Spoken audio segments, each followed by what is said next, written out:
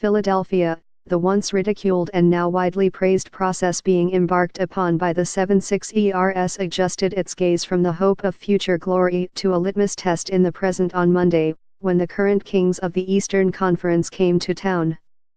And LeBron James and the Cleveland Cavaliers thwarted the Sixers' attempt to wrest the crown from atop their heads, as determined as it might have been.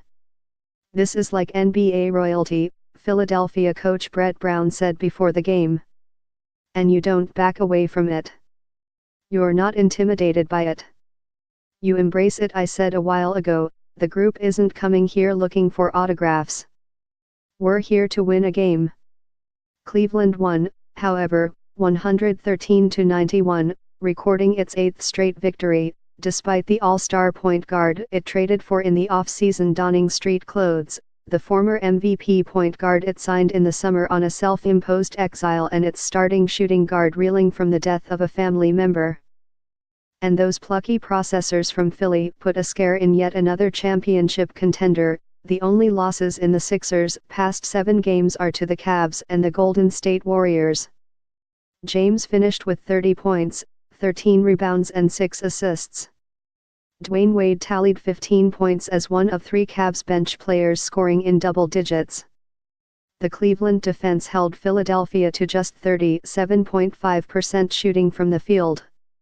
The 7-6 ERS shot 10.7% from 3 of 28, the second lowest mark by any team that has taken at least 20 attempts in a game this season.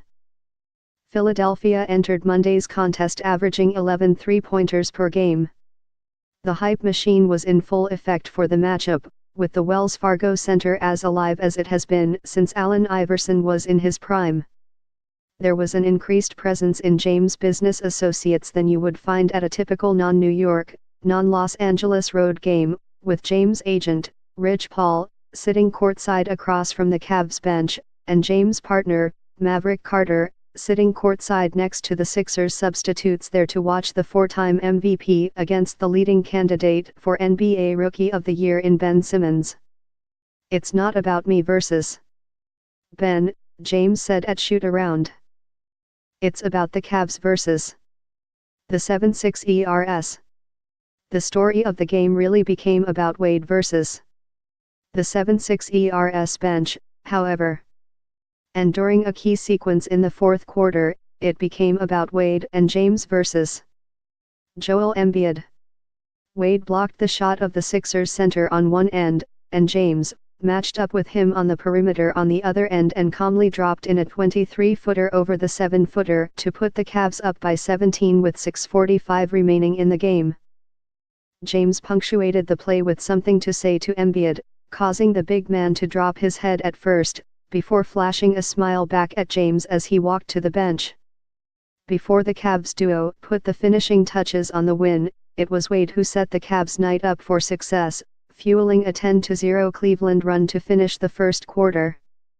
The total bench scoring for the game was 57-30 in Cleveland's favor.